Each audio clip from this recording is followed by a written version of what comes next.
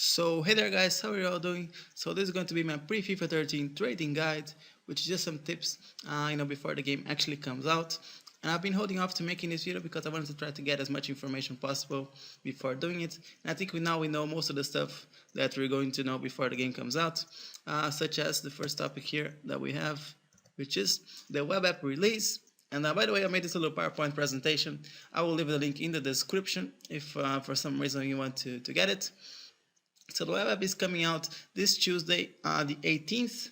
I believe they said it was coming out at night, but it didn't specify a specific time. But so we don't know for sure. But knowing their past releases and stuff, it's probably going to be a little bit late. And if you're on like Australia like me, or maybe Japan or somewhere like that, it's definitely only coming out on the 19th. So I'm hoping I'll wake up to it on Wednesday so we can get started. So first thing is when the web app comes out, you get your starter packs. And I'm sure I heard they say something that if you were like a regular player in the previous FIFA, you'll get maybe some bonus, even more packs other than the starter packs. And if you log out throughout the week, you'll get some bonus packs. I mean, last year it used to be like bid tokens or a bronze pack. It's not too great stuff, but it's still worth logging on every day just to see if you get something interesting. And if you happen to have a bunch of accounts like I do just laying around, make sure you log into all of them to get starter packs. It will really be a nice little coin boost with the stuff you get from them. Next order of business is, as far as I know, as I've been told, and I've seen Romilly Broad on Twitter said that there will be no bid tokens. That's a pretty big thing, and there's a few consequences, I believe. First of all, I think once the game actually comes out, I don't think there will be any reason to trade on the console anymore. Before, I used to do that sometimes only to save bid tokens. I even did a video where you would add stuff on your watch list on the PC, on the web app, and then trade on the console. But now I see no reason to do that anymore. So, but definitely what I think is going to happen is obviously a lot more free to trade. You can just bid on stuff and not think about it when you're on the web app. But also maybe expect to get outbid a little bit more often because people will, just bid and not worry about it just the same way as you do. And next is whether you should buy or sell, not buy or sell. Should we sell or keep? So yeah, I'll fix that later. But if you should sell or fix the players that you get in packs, and that I think comes down to if you're going to use the coins right away or not. Maybe you're waiting until the game comes out to buy some packs with Microsoft points, and only then you'll get into trading and buying squads and stuff like that. But if you plan on trading straight away, right from the get-go, it might be worse, getting those extra coins in the beginning because they can really be very, very valuable on the beginning especially, and they might work out best on the long run. So I think when it comes down to it, you gotta see if you're going to be using the coins heavily or not, and then decide what's best for you. Next is the first week, and I just realized this, but it may not be a full week because if you have the season ticket, you may be able to get the full version by September 22nd, I believe. So it could be about 4 days when we have web app only. And for this period where it is web app only, I think the biggest difference is there's like a fixed coin total. So basically, if you take everybody opens their starter packs, everybody discards or sells their players or whatever, so they get a certain amount of coins. If you add the total amount of coins of everybody that's playing the game, then what's going to happen is that's going to be pretty much stay constant throughout these few days. There's not going to be any new coins injected into the game. And basically, if you're making coins during this period, it means somebody else is losing coins. After the game is out, people buy packs Microsoft points. Say somebody pulls out a player from a pack and sell him for 20k. You buy him and you sell him for 25. You made coins. The other guy, the pulled guy from a pack, made coins, and nobody lost coins. But in this case, in this period that is web only, if you make coins, somebody else is losing coins. And like I said before, I think it's very, very important. It could work out really, really well if you get off to a good start. Having like 20k, right, on the second day the web app is out is really, really huge. You could pick up some really good deals. I mean, say somebody gets a Ronaldo in their starter pack and they put him up for 150 start price. the player is not going to go for that much because people just don't have the coins yet. So if you have a good amount of coins in the beginning, then it's definitely something that it can really work. Because I mean, I always say that on most situations, the player goes for as much as people are willing to pay for him. But in this case, in this first week or this first few days, that the coin total is very limited. A player's price is only going to go as much as people can pay for this player. So they may, be willing to pay more, but they just can't do it. Now, once the game actually comes out, obviously with the season ticket, a lot of people will buy packs with Microsoft points, and I think that's going to be called FIFA points on every platform. So obviously a lot of people will buy packs, and a lot of coins will be injected into the game. I'll show you a little prices thing in a little bit, but I want to talk about if you want to buy packs. I personally don't buy packs, it's not my thing, but if you plan at all on buying packs, throughout FIFA 13, I think this might be the best time to get the most out of your money. So maybe consider doing that. It wouldn't hurt as well to get a lot of coins in the beginning. But the second thing is there will be a lot of new players, a lot of noobs, and this is especially when everybody gets the full game, not just the season ticket. I mean, I think maybe somebody is this first FIFA, maybe it's the first time they're playing Ultimate Team.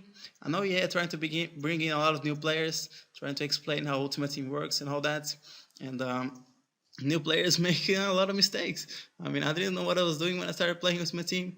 Definitely made some silly mistakes, so expect a lot of people to do that as well, and make it your job to take advantage of it. Now, I want to show you some price trends, like some price predictions from non-informed players and from informed players, because they're going to be quite different. So let me draw here. Where is the screen pointer options? So draw a little graphic here because I think it's the best way to explain. So this is going to be time, and this is going to be the price of the players. So right here is when the web app is out. For the first few days, prices are really unstable because, like I said before, prices aren't necessarily what people are willing to pay. It just happens to be however many coins the player that is bidding on a certain player has. It doesn't necessarily affect the, you know what I'm talking about. But when the game comes out, so here, release date, FIFA 13, basically a lot of people are going to buy packs, a lot of people will just start making coins and playing games and everything. So with that, everybody's coin total will go up, and the total price of the players will go up as well. But at one point, it will start being too many players on the market.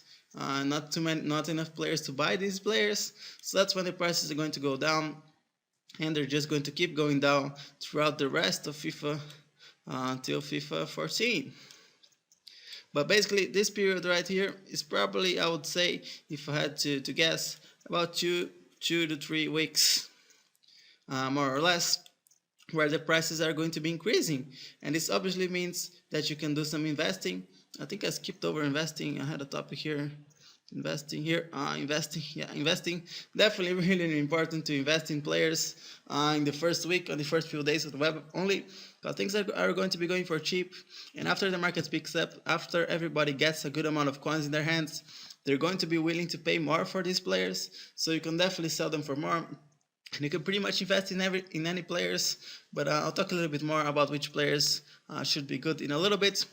So basically, for the non-informed players, their trend is as soon as the game comes out, they're going to increase for a little bit, for a few weeks. Then for the rest of FIFA, they're just going to decrease because their total quantities on the market are just going to increase. These players keep coming out of packs. For the most part, some players go out of packs, but that's the different things, and people can get price fixed and stuff like that. But as a general, after about 2 or 3 weeks, their prices are only going to go down. Now, for informed players, as you'll see, is going to be pretty much the exact opposite.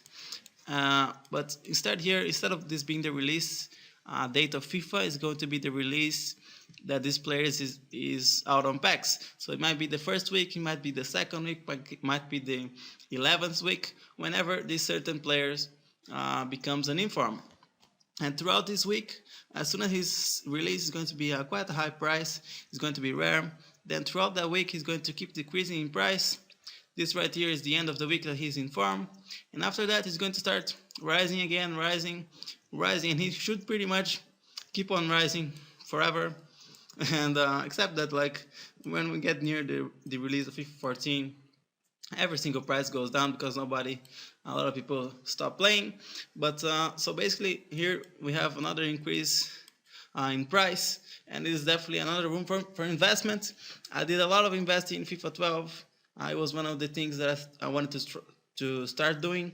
It definitely paid off. If you have coins that you're not going to use, invest in a 10k inform player. There's really nothing that can go wrong, pretty much. Yeah, but if you want to invest in players that are worth more, you just have to be careful if a player gets second in form, or if, like, something else happens that will affect its price. But for the most part, players' price should only increase, the inform players, because they'll become rarer and rarer once they're out of packs, at the end of the week that they are in form.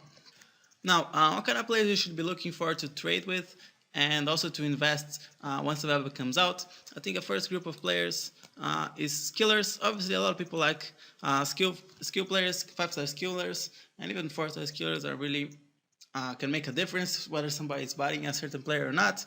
And I know a lot of people have been looking at Creation Center, which shows the stats and skill moves of all players. But also keep in mind that a lot of the time, head-to-head and Ultimate Team players have different stats, but it might be a good place to start.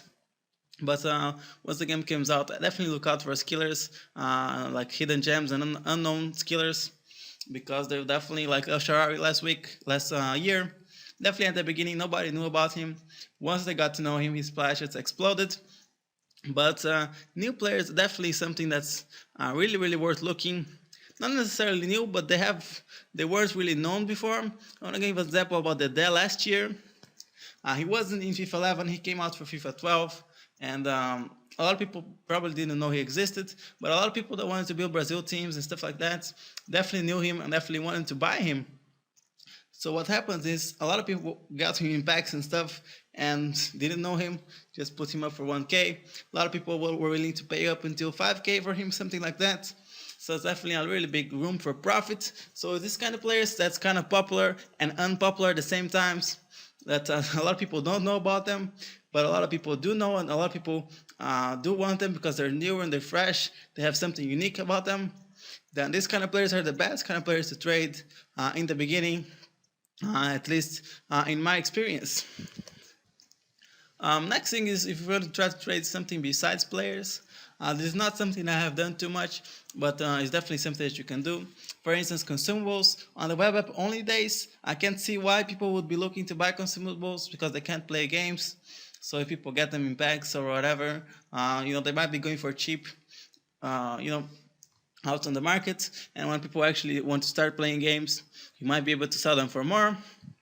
And I don't know, there might be some new consumables, new formations maybe, that would be really interesting. So maybe have a look. And also kits and badges. If you have like a keen eye for fashion, no, I probably don't. But if you're willing to tell if a kit's going to go for a good amount of money, I don't know, maybe one of the new kits for the Saudi League has like a naked girl with some dragon fire things on the back or something crazy like that, then definitely do buy that kit, because it will go for a lot. But yeah, basically just, you can pretty much buy anything in the first few weeks, first few days, sorry, and that price will go up. But like I said before, key thing I would say is look for unknown players that will, after a while, really become sort of popular, but get them while they're not so popular. Have a look at different players, try to predict what kind of teams people will make. If there is like a 2 or 3 5-star killers in the Hungarian league, I'm pretty sure that's not in the game, but also you know that. So maybe you go and take a look at the left back from that league, because people want to build teams around those players. So try to think ahead a little bit, try to predict what people are going to do, and you can definitely, start doing some really nice profit once the game comes out. I think this is it, yes. So thank you very much for watching. I will see you next time, and bye-bye.